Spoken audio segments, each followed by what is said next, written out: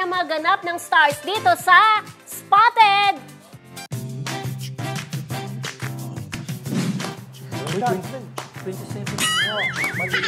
Yan, so sa usapang magkagalit pa rin sina Claudine Barreto at Gretchen, nag-comment ng kanyang paliwanag si Claudine.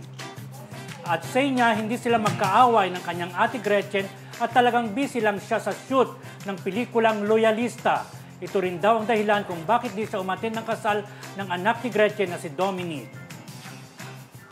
Oo, ayan. Ayan, diba? Masaya silang Ayan, basahin nyo. Video call yun yung kanyang kapatid na si Gretchen at saka yung kanyang kuya ba yan? Oo, so maganda relasyon nila, di ba? Oo, kasi di ba nagkabatid na naman itong dalawang to, ang hindi na parang okay pa sa ngayon si Gretchen at si Marjorie. Pero ito nga, lagi naman nakikita na magkasama si Claudine at si Gretchen. May mga video-video pa nga sila dati kung paano purihin ni Claudine yung ate Gretchen niya. Pero ngayon, since busy-busy na pareha sila, si Claudine may ginagawa na naman yatang pelikula.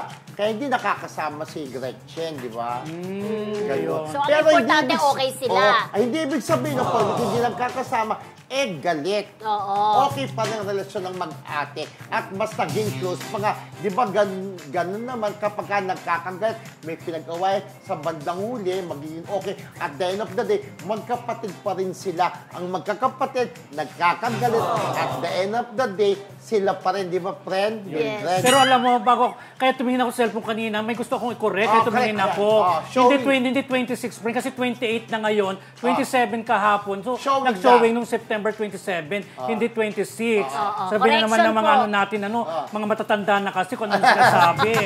Showing na po ang movie ni Katin at ni Dolly De Leon na A Good Girl. A Very Good Girl. A Very Good Girl.